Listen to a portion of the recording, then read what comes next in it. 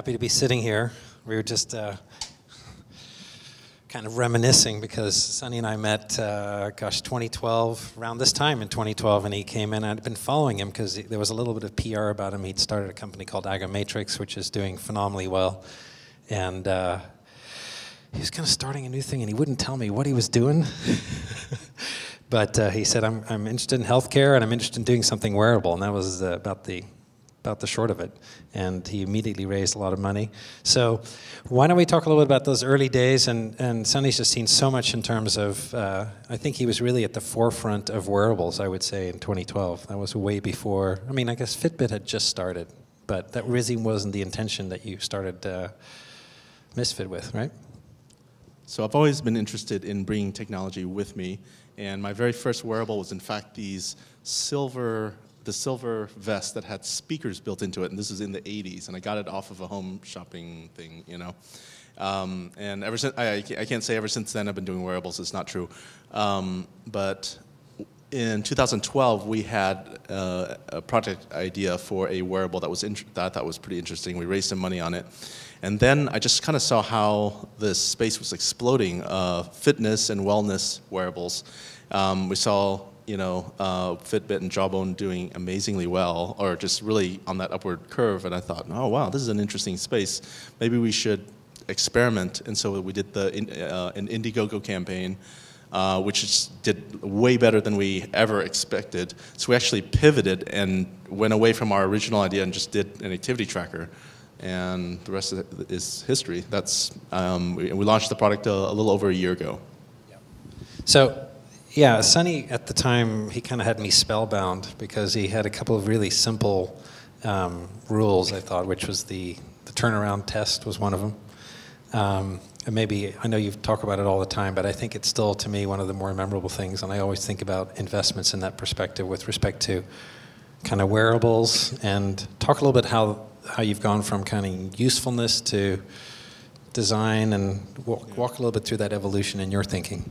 Yeah, for sure. So the original idea came from one of the products that we made at my last company, which was a blood glucose meter company. So we made a blood glucose meter that plugged into the iPhone. It was the world's first hardware medical device that worked with the iPhone. And that did great, mainly because there was a physical connection with the phone. You had to plug it into the iPhone, and then it would, you know, you could get your glucose testing done right there.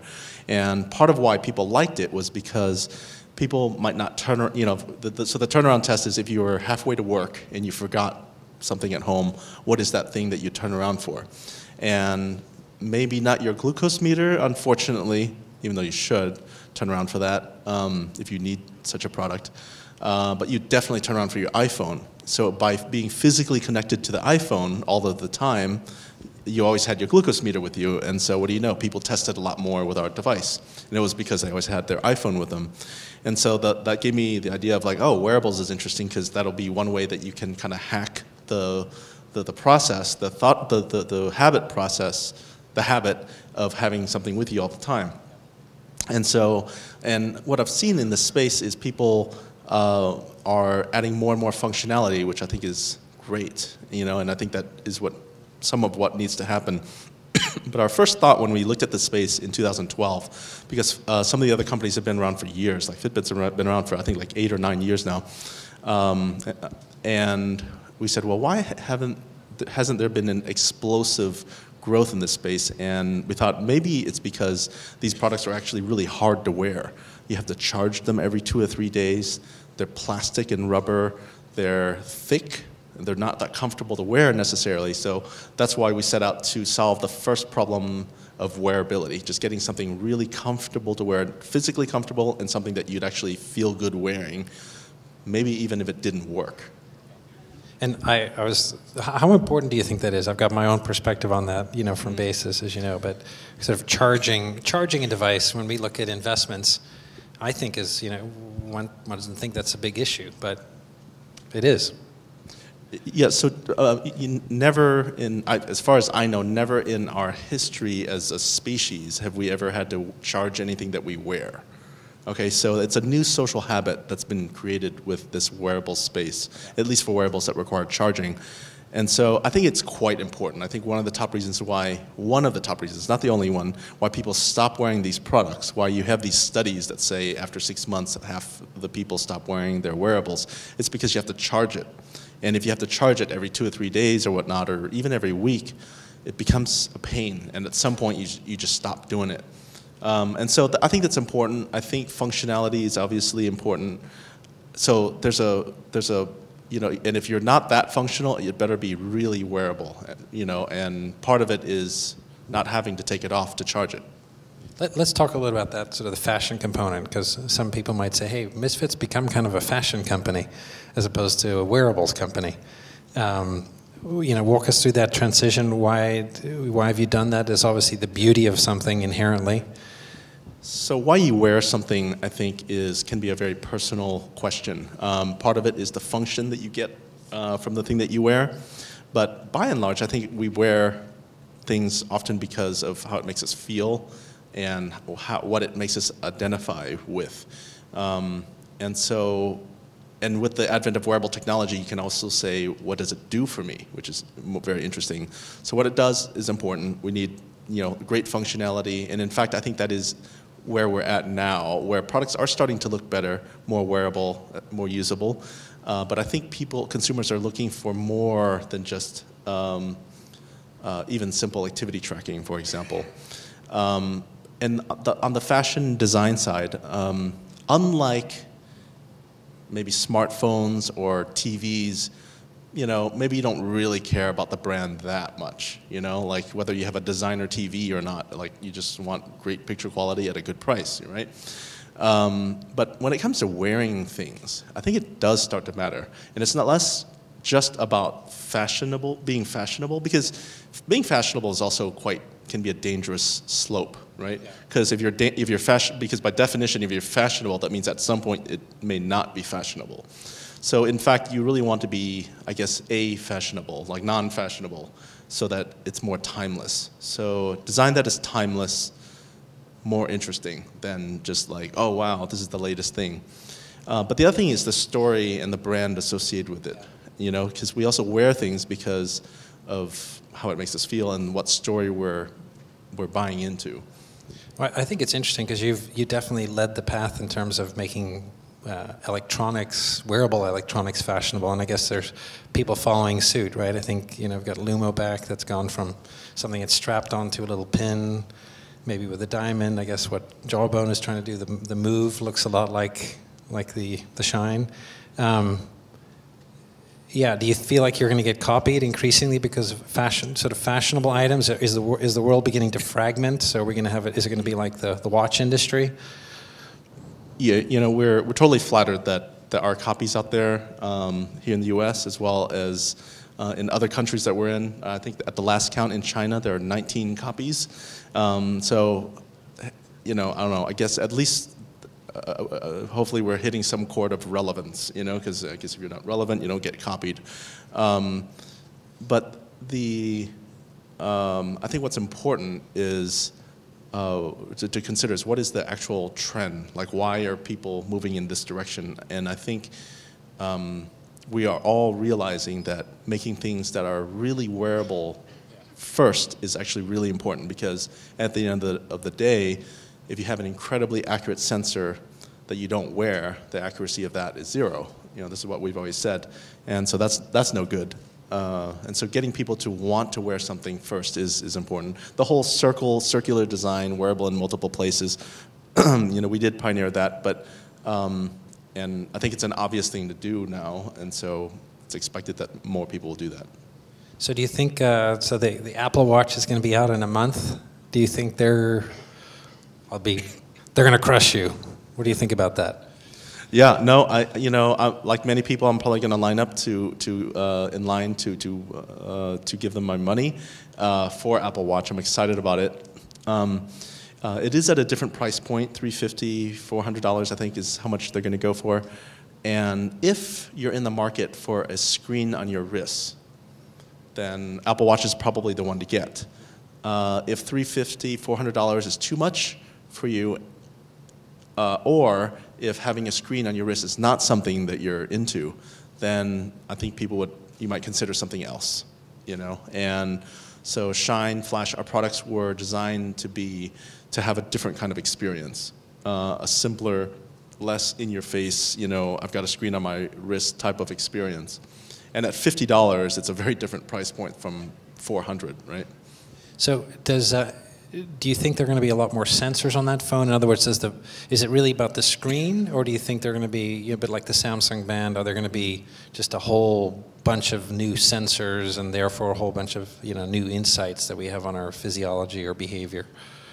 Yeah, so Apple Watch and some of the Android Wear watches have a lot more functionality, a lot more sensors. They can detect more things. Obviously, there's the battery life issue as well. You have to charge these products. Some of them require charging every 12 hours. So it's a different kind of experience. I think it's a very different kind of user. I think what's interesting is to consider this space. If you're talking about wrist-worn wearables, especially if we're talking about watches, you're really seeing three, not converging, maybe they're diverging trends. One is you see us tracker makers trying to cram in more functionality. Whether with us recently, we did this controls thing, so you can control different devices and apps with the Flash device. You're seeing some activity trackers, doing alerts and notifications, bigger screens, so they're becoming watches. So you're seeing, kind of sporty activity tracking smartwatches. You've got the screen on your wrist players, Samsung, LG, Pebble, etc., who are doing these screen-based smartwatches.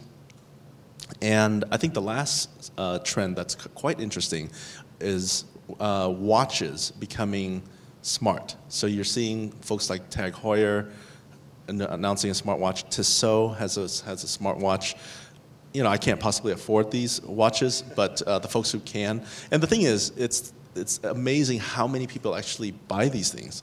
So right now, the watch industry, $65 billion in watches sold each year, and over 80%, this is what a statistic I heard recently, over 80% of that revenue is from watches that are $800 and above. Meaning most watch revenue is for really nice watches. And so when those guys start to say, hey, maybe we should make some more, Breitling, starts to make a smartwatch and make their watches smarter. Now that's pretty interesting. I mean, that's really a disruption in the industry. We'll see what happens. So I'm just trying to do the math here. So that's about 14 billion of cheap watches. And trackers are about 1 billion or so? Is that about right? Yeah. So it's still a tiny segment. What about just other sensors? Do you think we've talked a lot about heart rate? It seems to me that Heart Rate, Basis was a company that pursued heart rate, one of the early companies to do that, and I thought of that as a very unique, a really interesting new input. I don't know a lot. I mean, from your Agamatrix days, you're not going to have indwelling sensors, I don't think, for a while. Do you think there are other really interesting sensors, or is it? So there are a lot of interesting sensors that one can use. Things that detect things in the world and report them back to you. And there's really two kinds of sensors. Sensors that burn a lot of energy and ones that don't. Sensors that are on the microamp level of, power usage and the ones that are milliamp levels and above. And basically right now, if you're not low power, which is, so things like heart rate monitoring has optical, that's very high power, GPS, those types of things, just, you basically have to charge the device. And if you want a non-charging experience, you basically can't use any of that stuff, or if you do, you have to really figure out a really great hack, So in some ways, there's no shortage of sensors. But the great shortage is around the power budget. You're not going to wear a brick on your body, right? And fundamentally, in a wearable context, you just don't have much energy. So you either have to have a bigger battery, fewer sensors, or lower power sensors, better power management, and/or energy harvesting. Right? Those are your only, as far as I can think of, those are the only conceptual choices possible. So this is a real barrier, But in terms of other interesting sensors, you've got UV stuff coming out, that's been around. Many of these chips have been around for a long time. I think the great breakthroughs will be when these chips come to be 10, 100 times lower power. Now that's interesting. And you've got ambient sensing as well, which I guess you're starting to do. I mean, are you sort of moving into that ecosystem of kind of lifestyle rather than wearable? Right. So there's two ways to get around this turnaround test, right? One is to make something incredibly useful so that you turn around for. Second is to have something on your body all the time so you don't have to turn around because it's always with you. And third, I guess three ways. Third is to have sensors or products all around you, in your home, in your car, in your office. And so this notion of ambient sensing is quite interesting because you could potentially get away from the power issue. And second is you get away from the wearability issue because you don't have to wear these things. Recently we did this bed sensor. It's called the Bedit product. And you put it in your bed and it measures all sorts of stuff. Breathing, heart rate, all without having to wear anything. And that was people liked it because they didn't have to wear anything. You just put it on your bed. And so I think you'll see more of these products. Maybe we'll see smart furniture. Maybe the chair that we're sitting on will eventually be measuring our heart rate. It's technologically totally doable. The question is to find great use cases. Like, why would I need a chair that measures my heart rate? Right? And so I think that is the great problem. I mean, that's classically the problem that us product makers have is like, how do I find a truly compelling use case? I think and maybe we should talk a little bit about that just as we begin to close, but it seems to me that, in healthcare we think fundamentally, at least I am always constantly struck by how hard it is to change behavior and how important it is. A lot of people, everybody wants to lose weight, but actually losing weight is much harder and it's not a question of having a Fitbit scale or, right, stepping on the scale. So how do you think about that? Because I think that's sort of, to me, the next... We've been in the last 4 years or 5 years, it's all been about collecting data. It hasn't been particularly useful, except in rare cases. Moving that into actually, helping people change behavior. Does it have to be human? Do you think it could be algorithmic? Can it be, how do we go about changing behavior in your head? Maybe a little bit of both. It is super hard, People stop wearing these devices because they have to charge them all the time and take them off all the time. Fine. But I think the other big one is that the other big reason is it stops becoming interesting or useful for them and stops being meaningful. And coaching towards greater, habit change, like anyone who cracks that, that is what one needs to crack. And it is a seriously hard problem that really is full stack, meaning you have to have you can't just have an app that, you need have great hardware that will actually collect data all of the time for a long time. So sticky hardware, a sticky software experience that is really meaningful and impactful, that is just really hard to do. The other question is, what kind of habits do you actually want to change? Is it just about weight loss? Is it just about activity? I think the world of potential habits to change is quite, it could be quite diverse.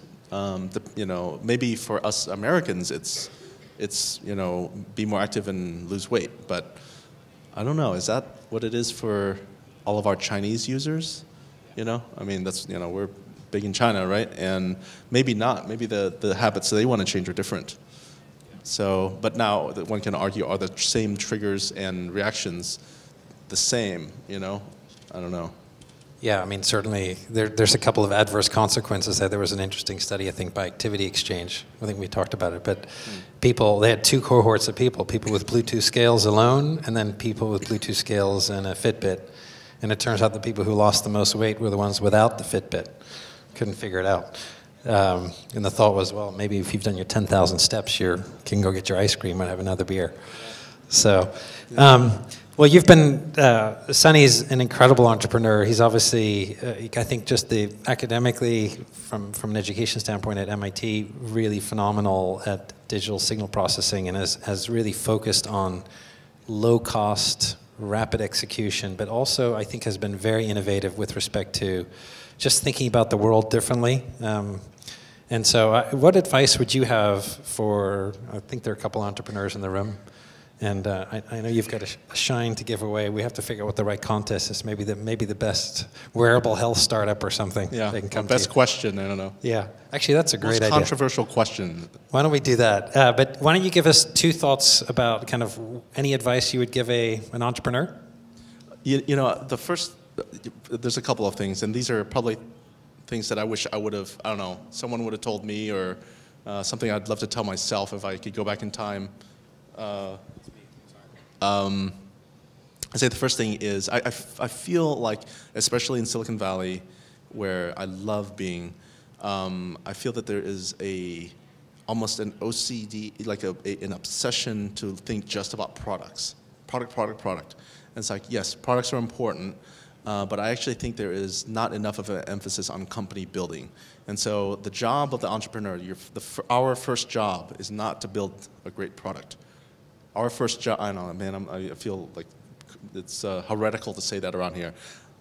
Our first job is to build a great company, and that includes having a great product, having great distribution, having great marketing, and you know, just messaging around what you're doing and why you're doing it. So yeah, focus on building a great company so that you can do these other things. I would say, which you did with going to Vietnam as well, which I thought was fascinating. Yeah. So we did a lot of work. So I'm from Vietnam, and so out of our 140 people, 80 of them are based in Vietnam, and we went there not just because of a cost thing. Honestly, it was just cost. It'd probably be cheaper just to maybe not do it in San Francisco, but you know, do it stateside and just not have to go back and forth and communications, cultural issues, but also speed. You know, speed and talent acquisition. There's just not as many places to compete for talent. You're probably the hottest startup in Vietnam, right? Yeah. So the first thing is building, focus on company building and execution over just the product idea and the product features. You know, let the product managers do that. Let go of that. In terms of, something else. You know, one of my favorite things that I've learned from one of our mentors, Vinod Khosla, he's one of our investors, is people are usually limited by what they attempt, not by what they're actually capable of. You know, people are usually limited by what they attempt, not what they're capable of. And so just attempting bold things, I think, is one of my favorite things to do and to encourage our team members to do. And I think I would encourage you to do the same. And it's just like when I heard about that, it really made me think a lot about, you know, are we trying to do big enough things, you know? Yeah. Well, I think also you went into the market and said, hey, we'll just get started. Let's iterate right crazy. We don't know where we're going to end up yet, but we'll get there. Yeah, pretty much. I mean, there's around 400 competitors in our space right now. And so maintaining the number 3 position right now, non-trivial. It's not just having a great product. And are you number 3 U.S., Asia? How's that depends. different? I mean, if it's in China, number 1 or 2, you know, it depends on who you count in the mix. But I think the key is, just really focusing on execution and not just on the product. Great. Why don't we take, there's probably not room for many questions, so maybe you get the first shine. Go ahead.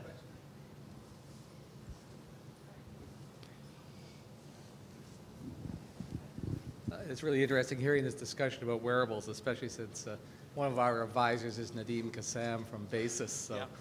So it's a nice start. I'm Nick with eTreatMD. We're making a mobile app system that uses the imaging sensor on a smartphone for chronic disease.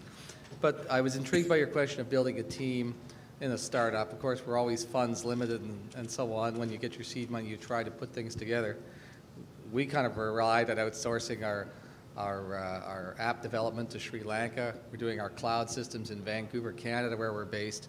But we spent most of our startup money on putting together a marketing team with social media specialists, digital marketing specialists. What kind of suggestions do you have for building a team? What are the kinds of things a startup should try to think to put into their team, other than what the founders bring in terms of technology or other specialized skills there? Well, I'll just say one thing, and maybe it's a little counterintuitive, but one of the things that I've learned is the question, when do you build a commercial team, for example? And I think you hire a sales team when your product is selling, hire a marketing team when there is already buzz. To hire a sales team to sell, come on, we need more sales, we need some sales, go sell something. No, the product needs to be selling, and then you dump the, there needs to be a fire, then you dump the jet fuel. because otherwise you're just going to have a wet fire and just a wet fireplace, and just it could be just incredibly not efficient. You had no marketing budget, right? It was getting to the Apple Store. That was the first. Yeah, was I mean, free. we had no money. We still have no money. So spending money on marketing has not ever been anything. So we don't do any paid marketing for the most part. Maybe some Google ads and stuff, but that's just to drive e-commerce traffic. So I think marketing, earned media, much more interesting. And it's also an indicator of is there actually market demand for your thing, for what you have? And at some point you got to face the cold reality of, it's been out in the market for 6 months. No one's really heard about it. It hasn't really caught on.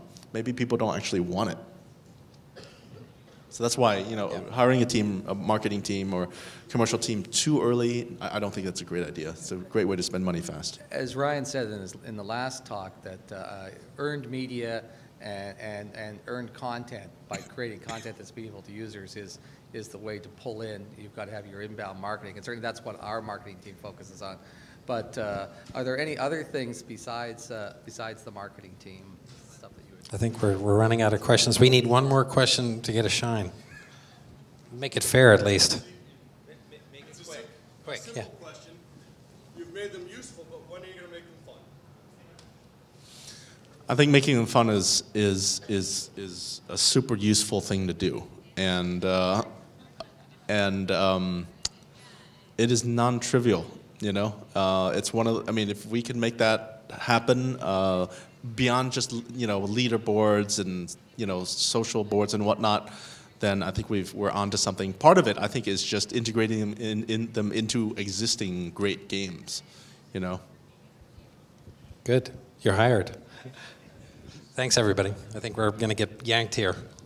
Stay on stage. I have a big hook. Thank you.